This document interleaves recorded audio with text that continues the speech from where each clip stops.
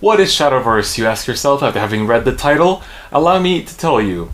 Also, no, this is not the end of Vanguard videos, I'm just making a little small exception. I've made non-Vanguard videos in the past. Shadowverse is a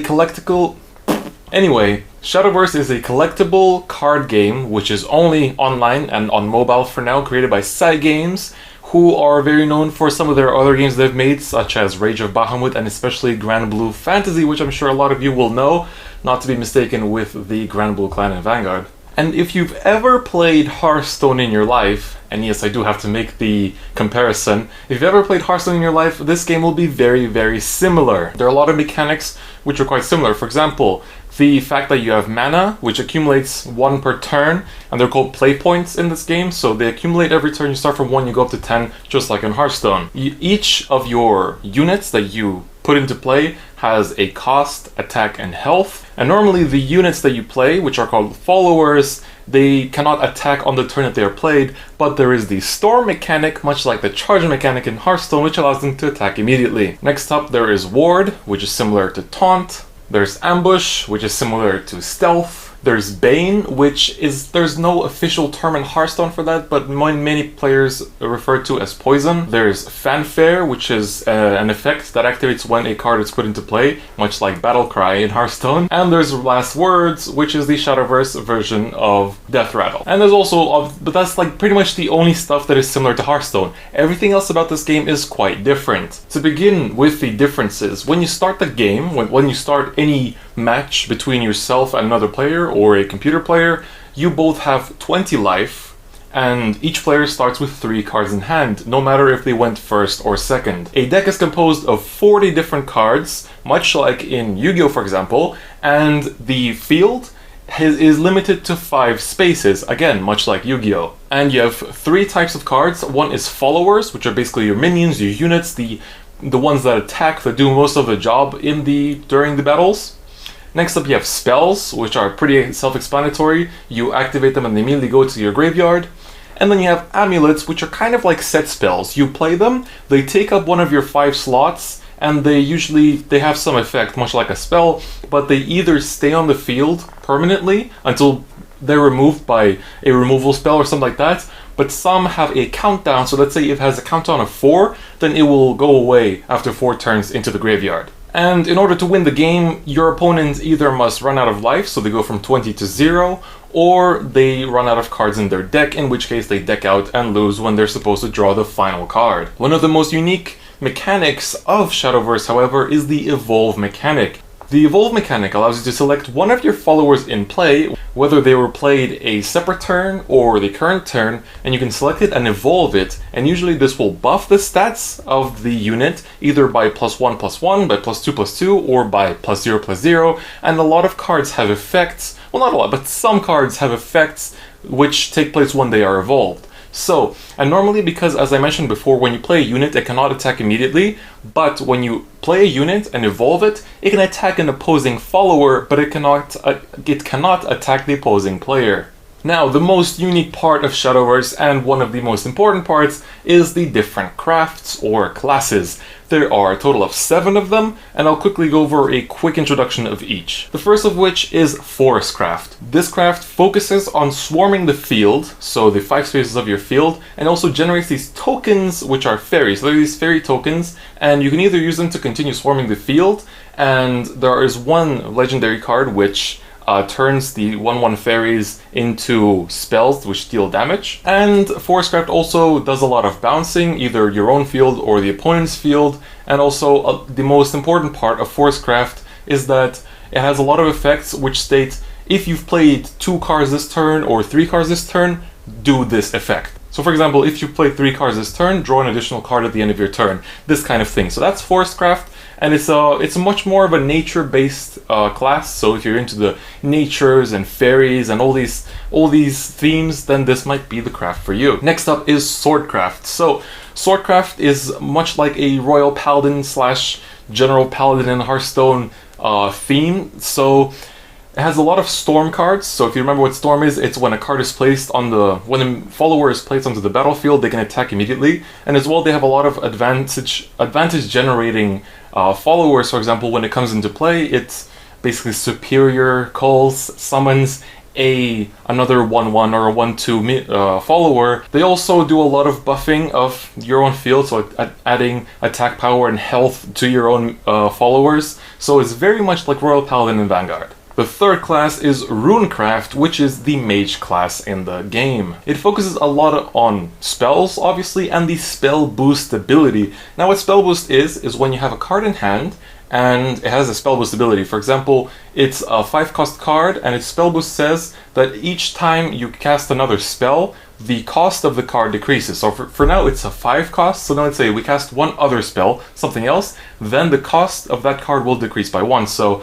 and then each time you cast a spell, the cost will keep decreasing. Some spell boost cards, for example, they increase their effectivity. So for example, if there's a spell which deals 1 damage, but with spell boost it gains +1 damage each time, so you can buff up that 1 damage dealing spell to deal like 10 damage, for example. So this is what spell boost is all about. Runecraft also has the keyword which is Earthright, and it's basically when summon an Earthright, when you do anything to do with Earthright, if you have an Earth Sigil amulet on the field, then you can do that ability. It's not that commonly used yet, but it could get a lot of support in the future. Next up is Dragoncraft, which is the dragon class in the game. Focuses on the keyword Overflow, which allows you to have additional effects when you have 7 or more play points or mana. Now, normally 7 play points it would take a while to achieve, but you have a lot of cards which ramp up the play points throughout your earlier turn, so you reach the 7 play points while your opponent is at like 3 or 4 or 5. And then when you're at 7 play points, you can play really big monsters with huge stats from very early on, and that's what makes this class very good. Next up we have Shadowcraft, which focuses on shadows, aka cards in the graveyard. And they have this necromancy effect, which for example, if a card has the necromancy 4 effect, then that means that you will have to take 4 cards from your graveyard. Well, the game will take 4 cards from your graveyard and banish them, so take them out of the game to activate that ability. And now, they also have a lot of cards which add shadow counter, so basically these imaginary tokens that just go to your graveyard. You can never view your graveyard, so they just put these shadow tokens for you to be able to activate your necromancy effects. The next class is Bloodcraft, and this focuses on your abilities that take place when you have 10 or less lives. So even though you're being attacked a lot more, the more you get attacked, the more powerful you get. And finally we have Havencraft, which focuses a lot more on amulets which have countdowns on them. So for example, an amulet which you would play which has a countdown of 4, it will count down by 1 each turn. So next turn you'll have 3, next turn you'll have 2, next turn you'll have 1, and when it hits 0, it goes to the graveyard. And some of these countdown amulets, they will either have an effect that takes place every single turn you do a countdown, or some will have effects that take place when the countdown is over. And obviously you have a lot of cards in the class, in the craft, which also remove the counter. So for example, like you have some cards that would remove 2 counters from a countdown amulet. Another important part of the game is that there's different ways to play it. There's the obvious multiplayer mode where you either play unranked or ranked, and the ranked system is quite similar to that of League of Legends, and I'll show a quick picture or clip here to show exactly what the ranks look like. And then there's also the solo story mode where you can unlock cards that can only be obtained through this solo story mode, and you can also get vials, which are the form of dust in this game, or also coins which you can use to buy packs, and for now that's it. Now on the topic of vials and crafting, you can take basically any of the cards that you get, apart from the basic cards that you get from tutorials and from the story mode, and disenchant them or create them. So for example, I would really recommend if you start the game to pick 3 of the crafts that you want to focus on, and everything else just disenchant, so you have vials to create cards of the class of the crafts that you pick. There are also 2 types of cards just outside of even rarities. So there's a card that would have just a normal art, and then there are some that have animated arts. And these animated arts you would see it being animated, but if you disenchant them, they'll be worth a lot more vials, but you cannot craft them, so that you can only pull them from packs or get them from achievements. There are also several rarities in the game as well. The most basic common is bronze, then there's silver, which in Vanguard would be a rare, there's gold, which in Vanguard would be a double rare, and then there's legendary, which in Vanguard would be a triple rare, and the legendary pull rates are actually pretty damn high, so when you start the game, expect to get at least 1 or 2 of them from the get-go. The game also gives you quite a few packs for starting, at least for now. In order to buy new packs, you can go to the shop menu and then press on buy packs, and there's 3 modes of buying packs. One is through pack tickets, and this will basically, you'll get these from missions, achievements, and stuff like that. Then there's through coins, so basically the coins you accumulate through playing, doing missions, achievements, the story, and stuff like that. And then 100 coins will get you a pack. And finally you have crystals, which are, well, bought with real currency, so that's the real currency way of buying packs. So, having gone over all of these things, which are basically explaining what the game is like, you can now download the game for free. The game is entirely for free unless you choose to buy packs for yourself. It is both on Android and on iOS, but at the time of making this video, it's not available to so many regions. In the description, you'll find download links for both iOS and Android for the official download links. However, because it is not in all regions yet, for iOS, I will post a little Reddit guide on how to download it if you're not in the regions in which it's out yet, but in August, there'll be a big update which will bring more region accessibility.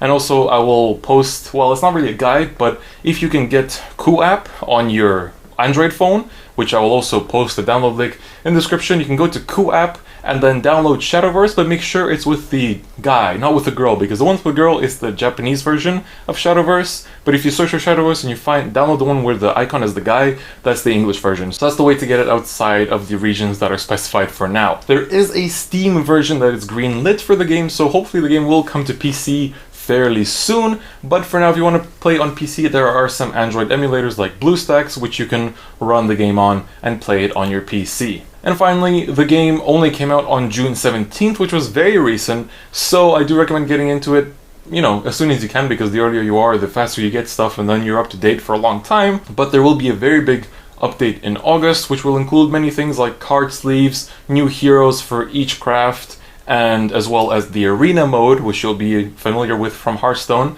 So there's gonna be a lot of new things, and me personally, the reason why I'm making this video is it's not sponsored or anything. I'm just actually really enjoying the game, and it's not gonna pull me away from Vanguard, don't worry, but I'm really enjoying the game myself, and it's pretty much the only phone game I've ever dedicated myself to before, and I'm planning to stream it on Twitch fairly regularly after making this video. So every time I stream on Twitch, I'll post a little video on the channel, just like something saying I'm streaming on Twitch, and then you can come and watch and join in on the fun. So I hope that this did inform you fairly well on what Shadowverse is. Hopefully I didn't miss out on any important details. I think I've pretty much covered everything on the basic level, because obviously if you want to find out more about the game, then I definitely recommend checking it out. So that's pretty much it for me. I'll see you guys next time. Bye bye.